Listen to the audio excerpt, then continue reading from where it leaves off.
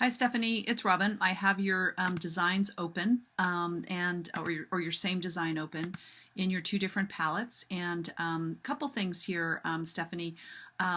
You always want to be sure that you're submitting a palette with your design, and that way you're sure that you're actually building a palette. So for example, you always want to be sure that you have a digital palette that's outside of your design, both for any class assignments that we have and that you'll have in future classes, but also that you show any potential clients, because it's always sort of a professional best practice to build the palette, show the palette, and then that way people can see kind of where you're coming from in terms of the colors that you've chosen.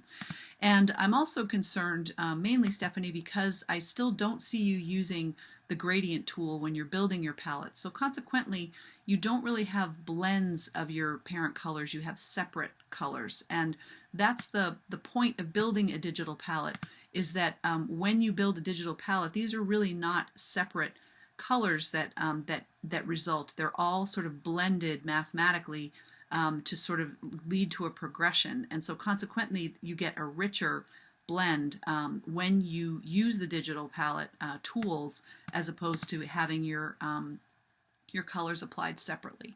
You're going to get more depth and sort of more interest.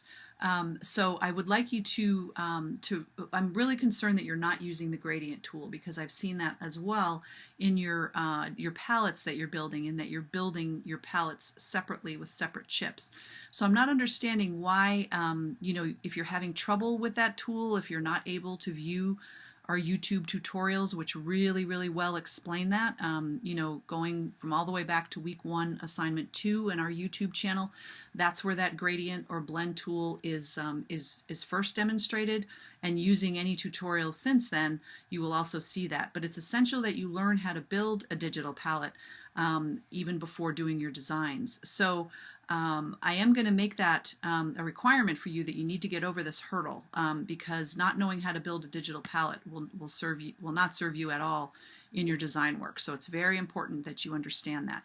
So if you're having more trouble though with the YouTube tutorials, if for some reason you're not following them, then if you need tutoring, I would like you then to get tutoring by clicking the tutoring services, and then you are eligible for 12 hours of free tutoring, one-to-one, and then somebody could help you and walk you through how to use this gradient tool based on your particular browser, your software, things like that, if the tutorial is giving you trouble. So I want you to tackle this, Stephanie, and I'd like to see this assignment again, as well as ideally I'd like to see you go back into your previous digital assignments and redo those as well, because you got marked down for not using the gradient tool as well. But you really can't go forward from here on, because the palettes that we're building are only going to get more complex, and you're going to need to know how to use that tool. Okay?